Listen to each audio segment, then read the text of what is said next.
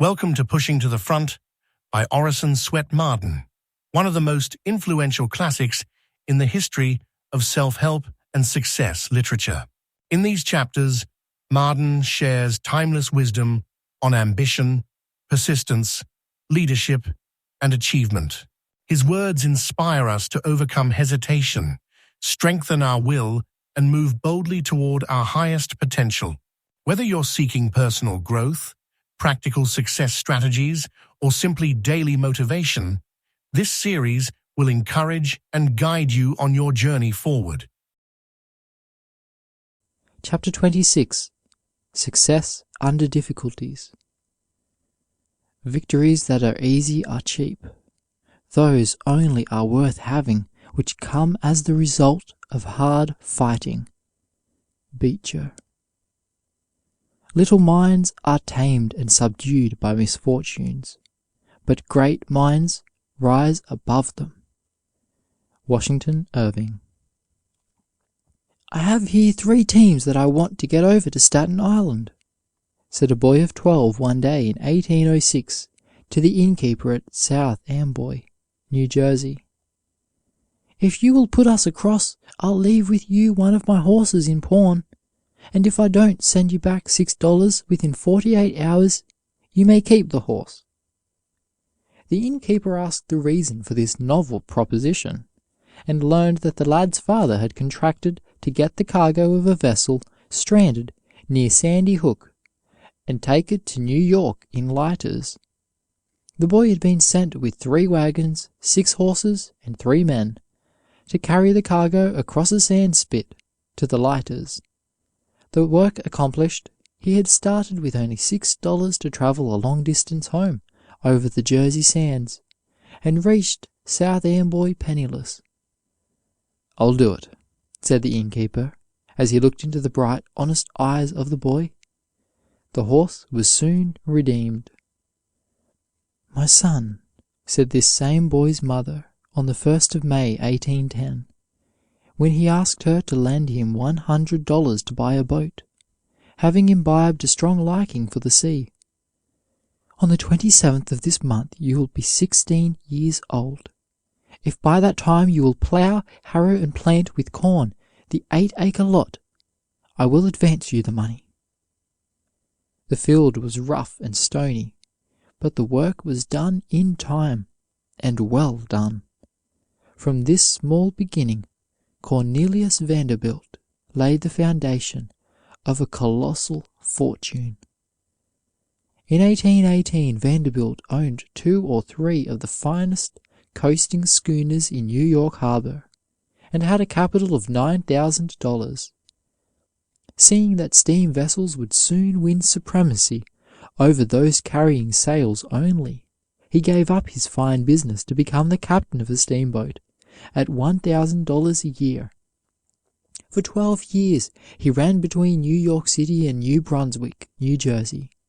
In 1829 he began business as a steamboat owner, in the face of opposition so bitter that he lost his last dollar. But the tide turned, and he prospered so rapidly that he at length owned over 100 steamboats. He early identified himself with the growing railroad interests of the country, and became the richest man of his day in America. Barnum began the race of business life barefoot, for at the age of 15 he was obliged to buy on credit the shoes he wore at his father's funeral. He was a remarkable example of success under difficulties. There was no keeping him down. No opposition daunted him. "Eloquence must have been born with you," said a friend to J.P. Curran. "Indeed, my dear sir, it was not," replied the orator. "It was born some 23 years and some months after me."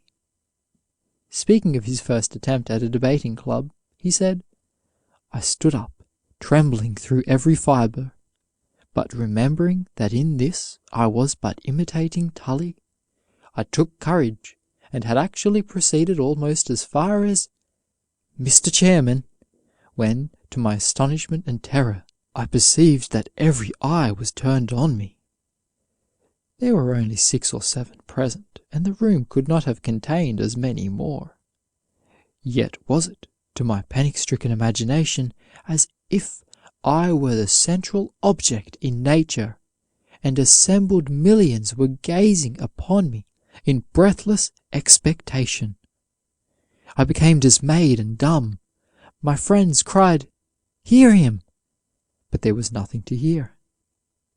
He was nicknamed Orator Mum, and well did he deserve the title, until he ventured to stare in astonishment at a speaker who was culminating chronology by the most preposterous anachronisms. "I doubt not," said the annoyed speaker, "that Orator Mum possesses wonderful talents for eloquence, but I would remind him to show it in future by some more popular method than his silence." Stung by the taunt, Curran rose and gave the man a piece of his mind, speaking fluently in his anger. Encouraged by this success, he took great pains to become a good speaker. He corrected his habit of stuttering by reading favorite passages aloud every day, slowly and distinctly, and spoke at every opportunity. Bunyan wrote his Pilgrim's Progress on the untwisted papers which were used to cork the bottles of milk brought for his meals. Gifford wrote his first copy of a mathematical work when a cobbler's apprentice on small scraps of leather, and Rittenhouse the astronomer first calculated eclipses on his plough handle. David Livingstone at 10 years of age was put into a cotton factory near Glasgow. Out of his first week's wages he bought a Latin grammar and studied in the night schools for years. He would sit up and study till midnight, unless his mother drove him to bed. Notwithstanding, he had to be at the factory at 6 in the morning. He mastered Virgil and Horace in this way, and read extensively, besides studying botany.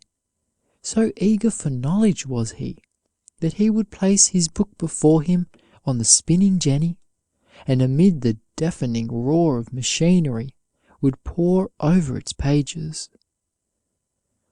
All the performances of human art, at which we look with praise and wonder, says Johnson, are instances of the resistless force of perseverance. It is by this that the quarry becomes a pyramid, and that distant countries are united with canals. If a man was to compare the effect of a single stroke of the pickaxe, or of one impression of the spade, with the general design and last result, he would be overwhelmed by the sense of their disproportion.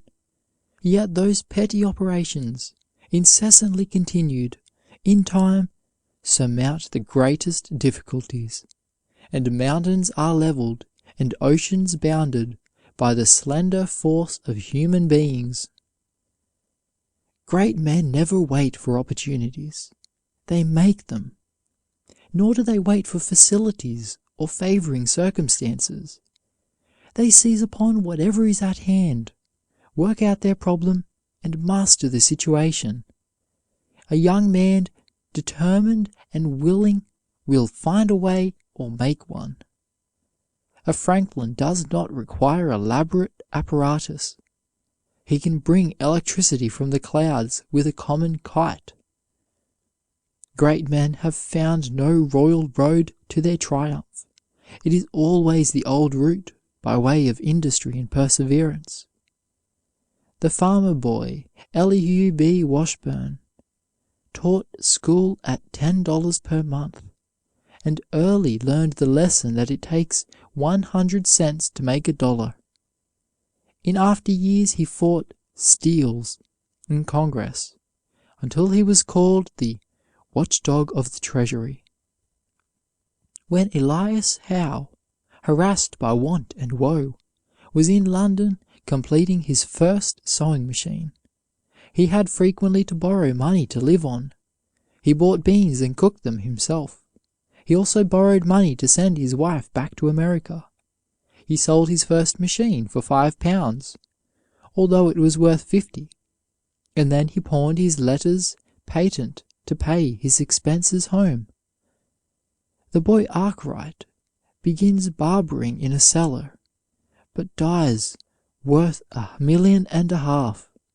The world treats his novelties just as it treats everybody's novelties, made infinite objection, mustered all the impediments, but he snapped his fingers at their objections and lived to become honored and wealthy.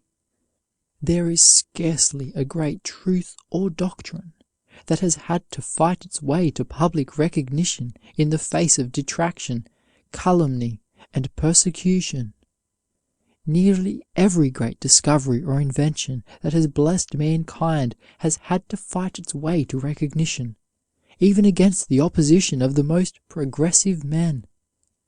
William H. Prescott was a remarkable example of what a boy with no chance can do.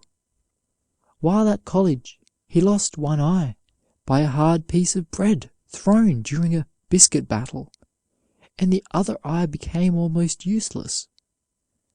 But the boy would not lead a useless life. He set his heart upon being a historian, and turned all his energies in that direction. By the aid of others' eyes, he spent 10 years studying before he even decided upon a particular theme for his first book. Then he spent 10 years more, poring over old archives and manuscripts, before he published his Ferdinand and Isabella. What a lesson is his life for young men! What a rebuke to those who have thrown away their opportunities and wasted their lives! Galileo with an opera glass, said Emerson, discovered a more splendid series of celestial phenomena than anyone since with the great telescopes. Columbus found the New World in an undecked boat. Surroundings which men call unfavorable cannot prevent the unfolding of your powers. From among the rock-ribbed hills of New Hampshire sprang the greatest of American orators and statesmen, Daniel Webster. From the crowded ranks of toil and homes to which luxury is a stranger, have often come the leaders and benefactors of our race. Where shall we find an illustration more impressive than in Abraham Lincoln, whose life, career, and death might be chanted by a Greek chorus as at once the prelude and the epilogue of the most imperial theme of modern times? Born as lowly as the Son of God, in a hovel, of what real parentage we know not, reared in penury, squalor, with no gleam of light, nor fair surrounding, a young manhood vexed by weird dreams and visions, with scarcely a natural grace, singularly awkward, ungainly, even among the uncouth about him. It was reserved for this remarkable character, late in life, to be snatched from obscurity, raised to supreme command at a supreme moment, and entrusted with the destiny of a nation. The great leaders of his party were made to stand aside. The most experienced and accomplished men of the day, men like Seward and Chase and Sumner, statesmen famous and trained, were sent to the rear, while this strange figure was brought by unseen hands to the front and given the reins of power. There is no open door to the temple of success. Everyone who enters makes his own door, which closes behind him to all others, not even permitting his own children to pass. Not in the brilliant salon, not in the tapestried library, not in ease and competence, is genius born and nurtured, but often in adversity and destitution, amidst the harassing cares of a straitened household, in bare and fireless garrets, amid scenes unpropitious, repulsive, wretched, have men labored, studied, and trained themselves, until they have at last emanated from the gloom of that obscurity the shining lights of their times, have become the companions of kings, the guides and teachers of their kind, and exercised an influence upon the thought of the world amounting to a species of intellectual legislation. "What does he know," said a sage, "who has not suffered?" Schiller produced his greatest tragedies in the midst of physical suffering almost amounting to torture.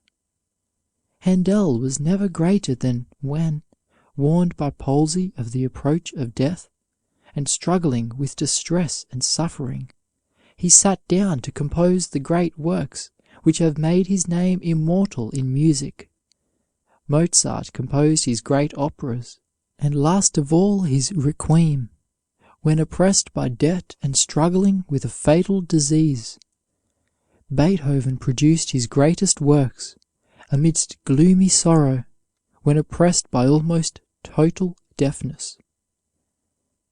Perhaps no one ever battled harder to overcome obstacles which would have disheartened most men than Demosthenes. He had such a weak voice and such an impediment in his speech, and was so short of breath that he could scarcely get through a single sentence without stopping to rest. All his first attempts were nearly drowned by the hisses, jeers, and scoffs of his audiences. His first effort that met with success was against his guardian, who had defrauded him, and whom he compelled to refund a part of his fortune. He was so discouraged by his defeats that he determined to give up forever all attempts at oratory. One of his auditors, however, believed the young man had something in him, and encouraged him to persevere. He accordingly appeared again in public, but was hissed down as before. As he withdrew, hanging his head in great confusion, a noted actor, Satyrus, encouraged him still further to try to overcome his impediment.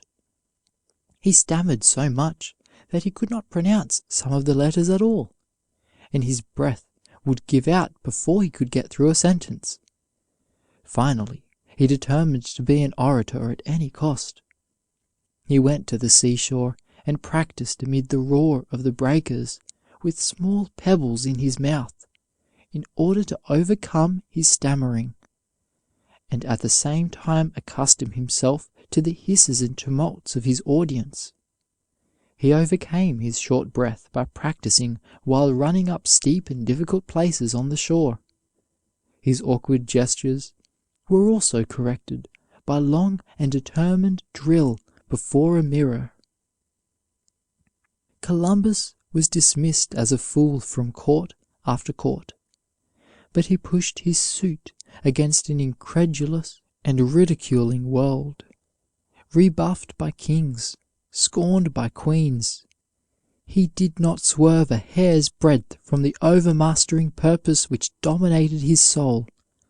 The words "New World" were graven upon his heart, and reputation, ease, pleasure, position, life itself, if need be, must be sacrificed. Threats, ridicule, ostracism, storms, leaky vessels, mutiny of sailors could not shake his mighty purpose.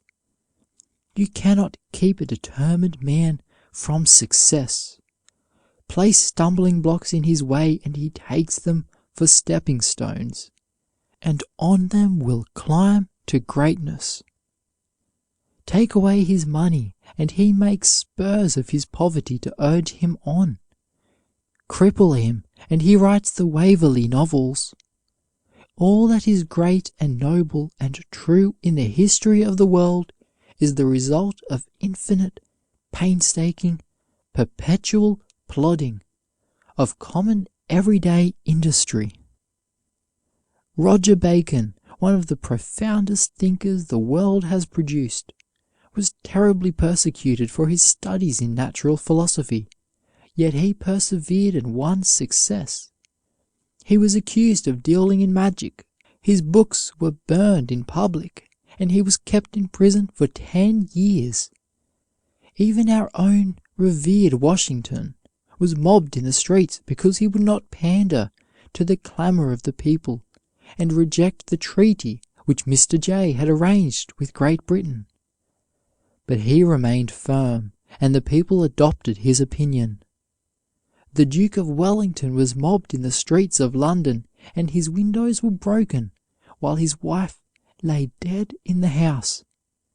But the Iron Duke never faltered in his course, or swerved a hair's breadth from his purpose. William Phillips, when a young man, heard some sailors on the street in Boston talking about a Spanish ship wrecked off the Bahama Islands, which was supposed to have money on board. Young Phillips determined to find it. He set out at once, and after many hardships, discovered the lost treasure. He then heard of another ship, which had been wrecked off Port de la Plata many years before. He set sail for England and importuned Charles II for aid. To his delight, the king fitted up the ship Rose Algier for him. He searched and searched for a long time in vain, and at length had to return to England to repair his vessel. James too was then on the throne, and Phillips had to wait for 4 years before he could raise money to return. His crew mutinied and threatened to throw him overboard, but he turned the ship's guns on them. One day an Indian diver went down for a curious sea plant, and saw several cannons lying on the bottom. They proved to belong to the wreck. He had nothing but dim traditions to guide him, but he returned to England with $1,500,000. A constant struggle, a ceaseless battle to win success in spite of every barrier, is the price of all great achievements. The man who has not fought his way up to his own loaf, and does not bear the scar of desperate conflict, does not know the highest meaning of success. The money acquired by those who have thus struggled upward to success is not their only, or indeed their chief, reward.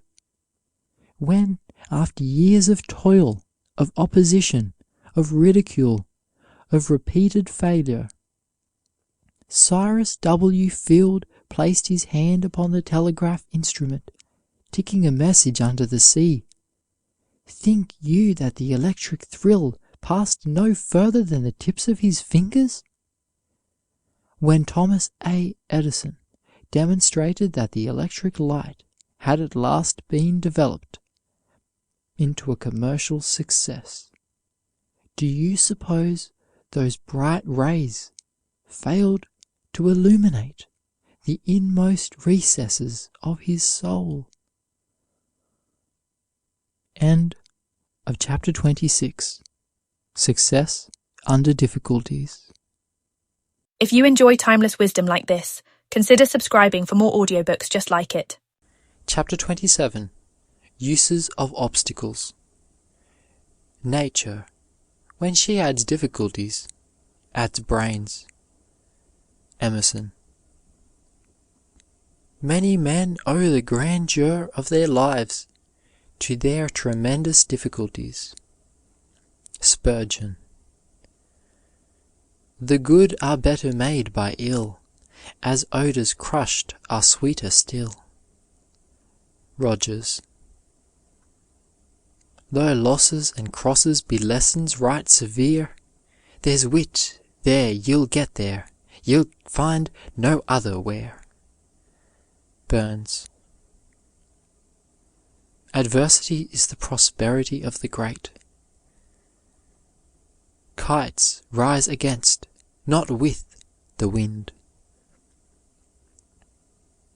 Many and many a time since, said Harriet Martineau, referring to her father's failure in business, have we said that, but for that loss of money, we might have lived on in the ordinary provincial method of ladies with small means, sewing and economizing and growing narrower every year, whereas by being thrown, while it was yet time, on our own resources, we have worked hard and usefully, won friends, reputation, and independence, seen the world abundantly, abroad and at home. In short, have truly lived instead of vegetating. Two of the three greatest epic poets of the world were blind, Homer and Milton, while the third, Dante, was in his later years nearly, if not altogether, blind. It almost seems as though some great characters had been physically crippled in certain respects, so that they would not dissipate their energy, but concentrate it all in one direction. A distinguished investigator in science said that when he encountered an apparently insuperable obstacle, he usually found himself upon the brink of some discovery. Returned with thanks has made many an author. Failure often leads a man to success by arousing his latent energy, by firing a dormant purpose, by awakening powers which were sleeping. Men of metal turn disappointments into helps, as the oyster turns into pearl the sand which annoys it. Let the adverse breath of criticism be to you only what the blast of the storm wind is to the eagle, a force against him that lifts him higher.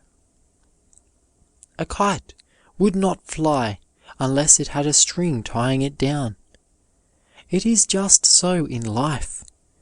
The man who is tied down by half a dozen blooming responsibilities and their mother will make a higher and stronger flight than the bachelor who, having nothing to keep him steady, is always floundering in the mud.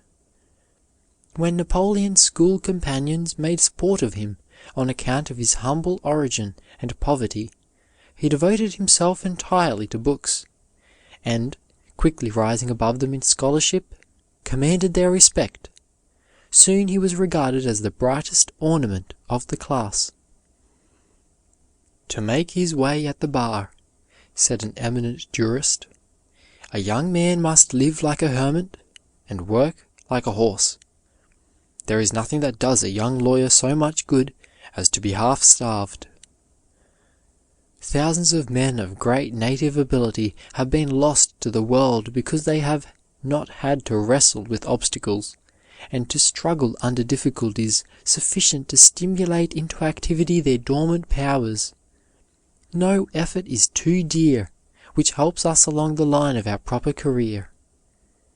Poverty and obscurity of origin may impede our progress, but it is only like the obstruction of ice or debris in the river temporarily forcing the water into eddies, where it accumulates strength and a mighty reserve, which ultimately sweeps the obstruction impetuously to the sea.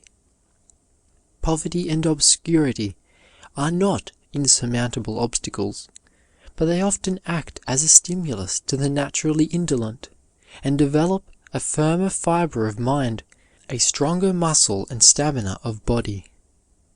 If the germ of the seed has to struggle to push its way up through the stones and hard sod, to fight its way up to sunlight and air, and then to wrestle with storm and tempest, with snow and frost, the fiber of its timber will be all the tougher and stronger.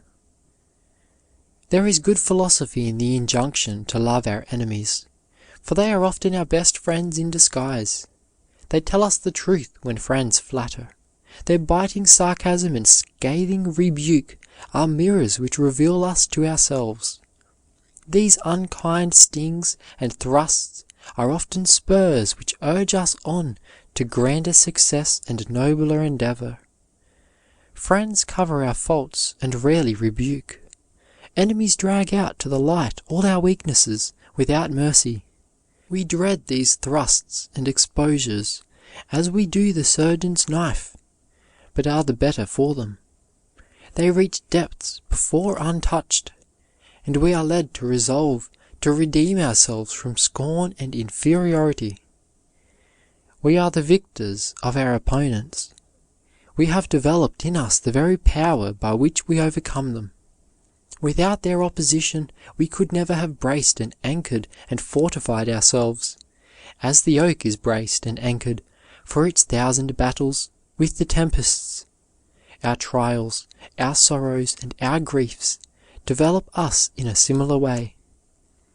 The man who has triumphed over difficulties bears the signs of victory in his face. An air of triumph is seen in every movement. John Calvin, who made a theology for the 17th and 18th centuries, was tortured with disease for many years, and so was Robert Hall. The great men who have lifted the world to a higher level were not developed in easy circumstances, but were rocked in the cradle of difficulties and pillowed on hardships. The gods look on no grander sight than an honest man struggling with adversity. "Then I must learn to sing better," said Anaximander, when told that the very boys laughed at his singing. Strong characters, like the palm tree, seem to thrive best when most abused. Men who have stood up bravely under great misfortune for years are often unable to bear prosperity. Their good fortune takes the spring out of their energy, as the torrid zone enervates races accustomed to a vigorous climate. Some people never come to themselves until baffled, rebuffed, thwarted, defeated, crushed, in the opinion of those around them. Trials unlock their virtues. Defeat is the threshold of their victory. It is defeat that turns bone to flint. It is defeat that turns gristle to muscle. It is defeat that makes men invincible. It is defeat that has made those heroic natures that are now in the ascendancy, and that has given the sweet law of liberty instead of the bitter law of oppression. Difficulties call out great qualities and make greatness possible. How many centuries of peace would have developed a Grant?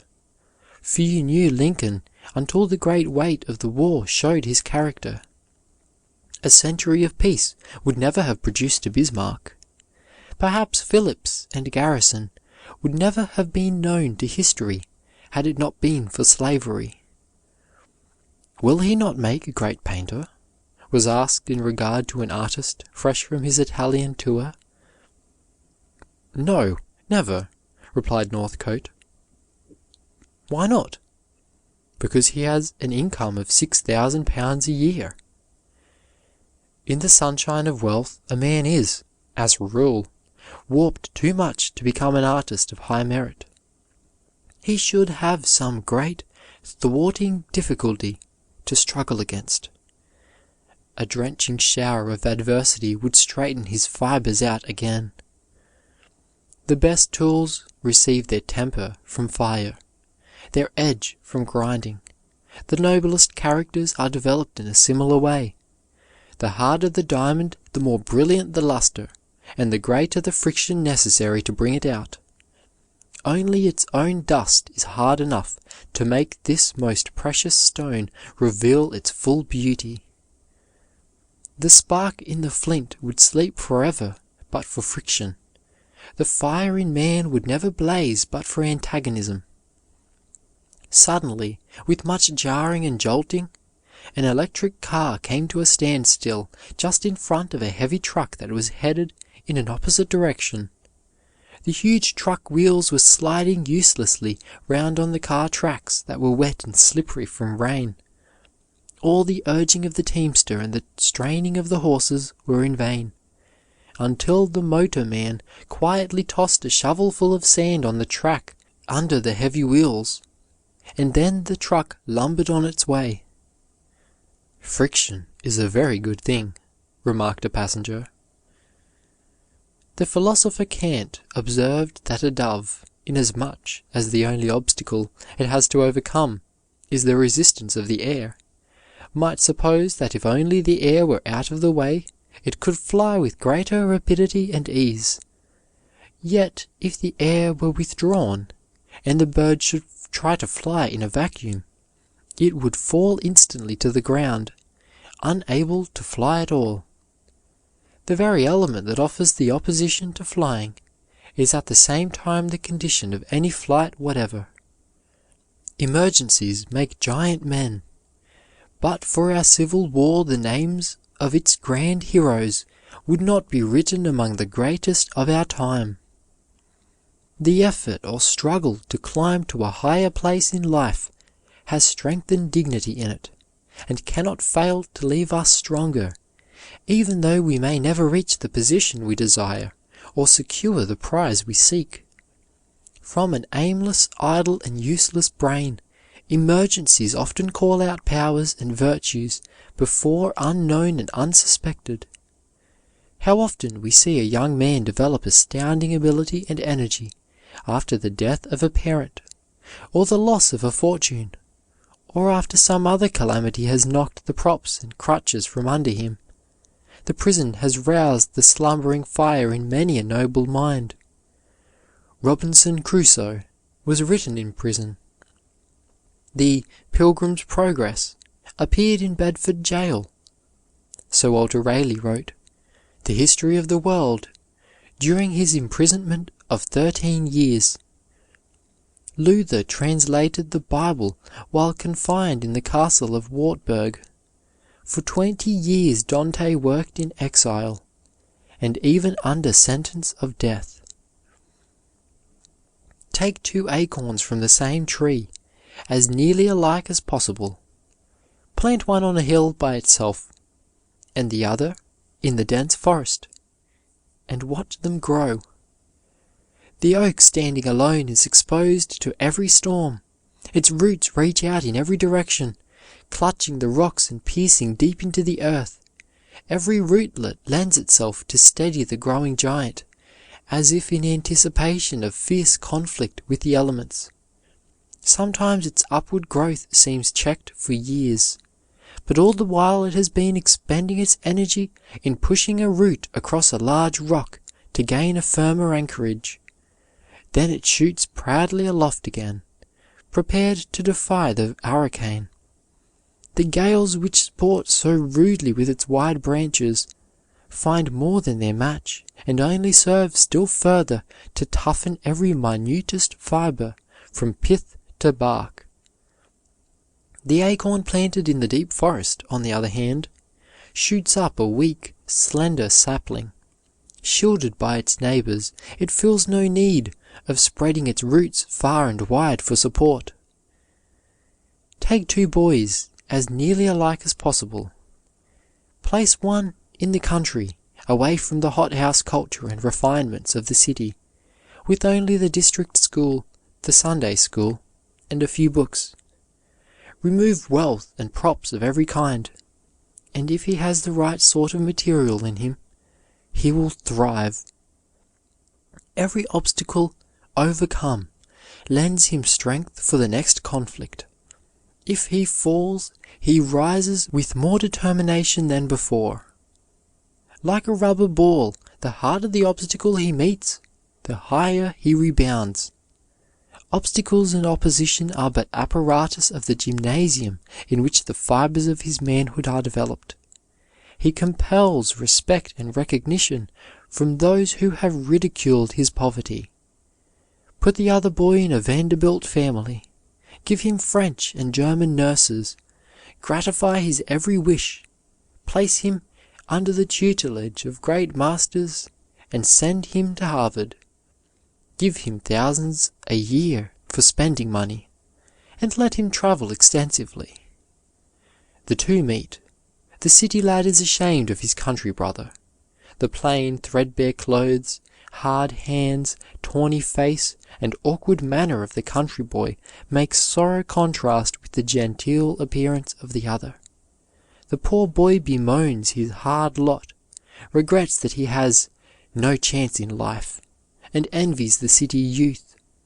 He thinks that it is a cruel providence that places such a wide gulf between them. They meet again as men, but how changed! It is as easy to distinguish the sturdy, self-made man from the one who has been propped up all his life by wealth, position, and family influence, as it is for the shipbuilder to tell the difference between the plank from the rugged mountain oak and one from the sapling of the forest. When God wants to educate a man, He does not send him to school to the graces, but to the necessities. Through the pit and the dungeon, Joseph came to a throne. We are not conscious of the mighty cravings of our half-divine humanity. We are not aware of the God within us until some chasm yawns which must be filled, or till the rending asunder of our affections forces us to become conscious of a need. St. Paul in his Roman cell, John Huss led to the stake at Constance, Tyndale dying in his prison at Amsterdam, Milton amid the incipient earthquake throes of revolution, teaching 2 little boys in Aldgate Street, David Livingstone worn to a shadow dying in a Negro hut in Central Africa, alone. What failures they might all have seemed to themselves to be, yet what mighty purposes was God working out by their apparent humiliations. 2 highwaymen, chancing once to pass a gibbet, one of them exclaimed, "What a fine profession ours would be if there were no gibbets!" "Tut, you blockhead," replied the other, "gibbets are the making of us, for if there were no gibbets everyone would be a highwayman." Just so with every art, trade, or pursuit. It is the difficulties that scare and keep out unworthy competitors. "Success grows out of struggles to overcome difficulties," says Smiles. If there were no difficulties, there would be no success. In this necessity for exertion, we find the chief source of human advancement, the advancement of individuals as of nations. It has led to most of the mechanical inventions and improvements of the age. "Stick your claws into me," said Mendelssohn to his critics when entering the Birmingham Orchestra. "Don't tell me what you like, but what you don't like." John Hunter said that the art of surgery would never advance until professional men had the courage to publish their failures as well as their successes. Young men need to be taught not to expect a perfectly smooth and easy way to the objects of their endeavor or ambition, says Dr. Peabody.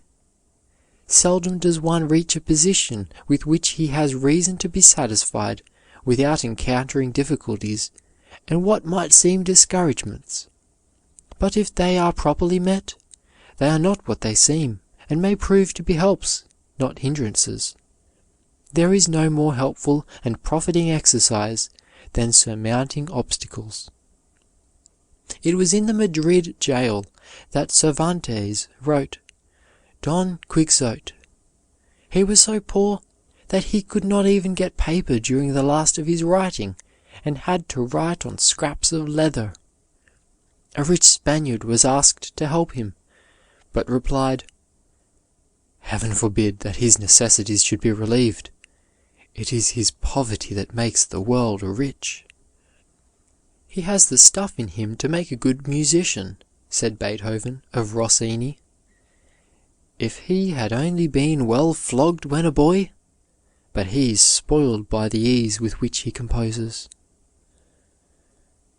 We do our best while fighting desperately to attain what the heart covets.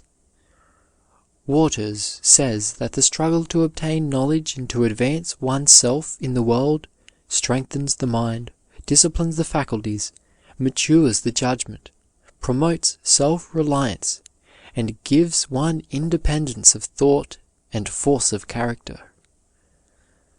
Kossuth called himself a tempest-tossed soul, whose eyes have been sharpened by affliction. As soon as young eagles can fly, the old birds tumble them out and tear the down and feathers from their nest.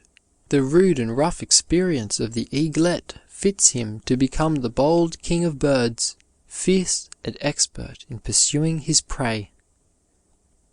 Boys who are bound out, crowded out, kicked out, usually turn out, while those who do not have these disadvantages frequently fail to come out. It was not the victories, but the defeats of my life which have strengthened me, said the aged Sydenham Pointz. Almost from the dawn of history, oppression has been the lot of the Hebrews, yet they have given the world its noblest songs, its wisest proverbs, its sweetest music. With them, persecution seems to bring prosperity.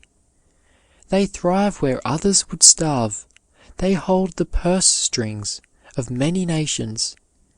To them, hardship has been like spring mornings, frosty but kindly, the cold of which will kill the vermin, but will let the plant live. In one of the battles of the Crimea, a cannonball struck inside the fort, crashing through a beautiful garden. But from the ugly chasm there burst forth a spring of water which ever afterward flowed a living fountain. From the ugly gashes which misfortunes and sorrows make in our hearts, perennial fountains of rich experience and new joys often spring. Don't lament and grieve over lost wealth.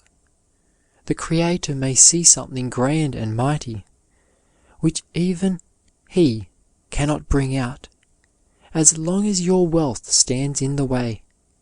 You must throw away the crutches of riches and stand upon your own feet, and develop the long unused muscles of manhood. God may see a rough diamond in you which only the hard hits of poverty can polish. God knows where the richest melodies of our lives are, and what drill and what discipline are necessary to bring them out. The frost, the snows, the tempests, the lightnings are the rough teachers that bring the tiny acorn to the sturdy oak. Fierce winters are as necessary to it as long summers. It is its half-century's struggle with the elements for existence, wrestling with the storm, fighting for its life from the moment that it leaves the acorn until it goes into the ship, that gives its value. Without this struggling, it would have been characterless, stamina-less, nerveless, and its grain would have never been susceptible of high polish.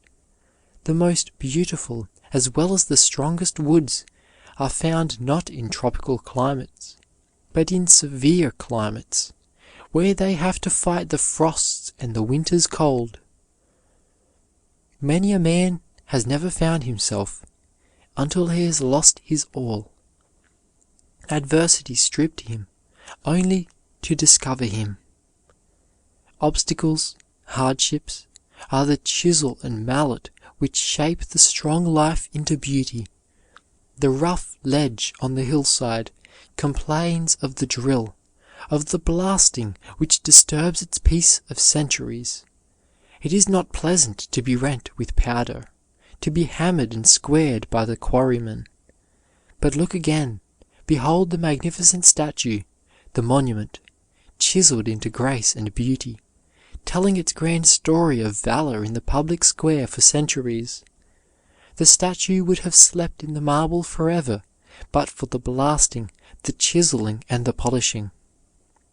The angel of our higher and nobler selves would remain forever unknown in the rough quarries of our lives, but for the blastings of affliction, the chiseling of obstacles, and the sandpapering of 1,000 annoyances. Who has not observed the patience, the calm endurance, the sweet loveliness chiseled out of some rough life by the reversal of fortune or by some terrible affliction?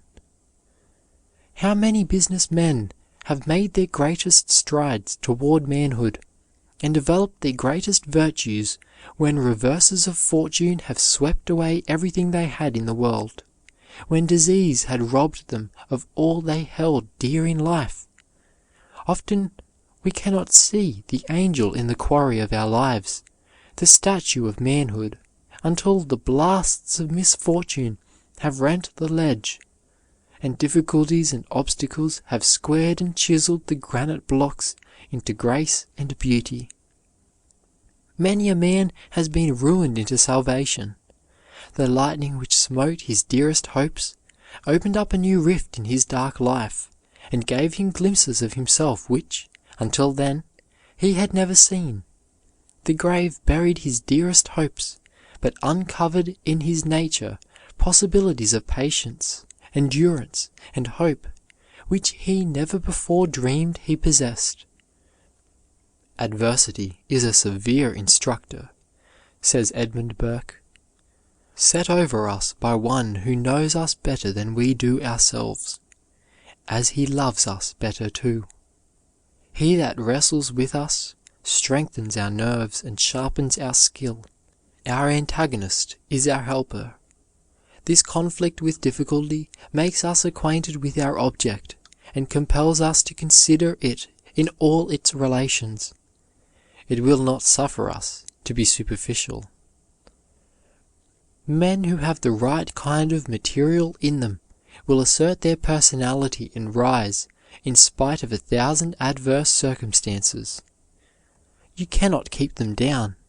Every obstacle seems only to add to their ability to get on. The greatest men will ever be those who have risen from the ranks. It is said that there are 10,000 chances to 1 that genius, talent, and virtue shall issue from a farmhouse rather than from a palace. Adversity exasperates fools, dejects cowards, but draws out the faculties of the wise and industrious, puts the modest to the necessity of trying their skill, awes the opulent, and makes the idle industrious. The storms of adversity, like those of the ocean, rouse the faculties and excite the invention, prudence, skill, and fortitude of the voyager. A man upon whom continuous sunshine falls is like the earth in August. He becomes parched and dry and hard and close-grained. Men have drawn from adversity the elements of greatness. Beethoven was almost totally deaf and burdened with sorrow when he produced his greatest works. Schiller wrote his best books in great bodily suffering. He was not free from pain for 15 years. Milton wrote his leading productions when blind, poor, and sick. "Who best can suffer," said he, "best can do." Bunyan said that, if it were lawful, he could even pray for greater trouble, for the greater comfort's sake. Not until the breath of the plague had blasted 100,000 lives, and the great fire had licked up cheap, shabby, wicked London, did she arise, phoenix-like, from her ashes and ruin, a grand and mighty city. True salamanders live best in the furnace of persecution. Many of our best poets are cradled into poetry by wrong, and learn in suffering what they teach in song. Byron was stung into a determination to go to the top by a scathing criticism of his first book, Hours of Idleness, published when he was but 19 years of age. Macaulay said, "There is scarce an instance in history of so sudden a rise to so dizzy an eminence as Byron reached. In a few years he stood by the side of such men as Scott, Southey, and Campbell, and died at 37, that age so fatal to genius. Many an orator, like Stuttering Jack Curran, or Orator Mum, as he was once called, has been spurred into eloquence by ridicule and abuse. This is the crutch age. Helps and aids are advertised everywhere. We have institutes, colleges, universities, teachers, books, libraries, newspapers, magazines. Our thinking is done for us. Our problems are all worked out in explanations and keys. Our boys are too often tutored through college with very little study. Short roads and abridged methods are characteristic of the century. Ingenious methods are used everywhere to get the drudgery out of the college course. Newspapers give us our politics, and preachers our religion. Self-help and self-reliance are getting old-fashioned. Nature, as if conscious of delayed blessings, has rushed to man's relief with her wondrous forces, and undertakes to do the world's drudgery and emancipate him from Eden's curse. But do not misinterpret her edict. She emancipates from the lower only to call to the higher. She does not bid the world go and play while she does the work. She emancipates the muscles only to employ the brain and heart. The most beautiful, as well as the strongest characters, are not developed in warm climates, where man finds his bread ready-made on trees, and where exertion is a great effort, but rather in a trying climate and on a stubborn soil. It is not chance that returns to the Hindu ryot a penny, and to the American laborer $1 for his daily toil, that makes Mexico with its mineral wealth poor, and New England with its granite and ice rich. It is rugged necessity. It is the struggle to obtain. It is poverty, the priceless spur that develops the stamina of manhood and calls the race out of barbarism. Intelligent labor found the world a wilderness and has made it a garden. As the sculptor thinks only of the angel imprisoned in the marble block, so nature cares only for the man or woman shut up in the human being. The sculptor cares nothing for the block as such. Nature has little regard for the mere lump of breathing clay. The sculptor will chip off all unnecessary material to set free the angel.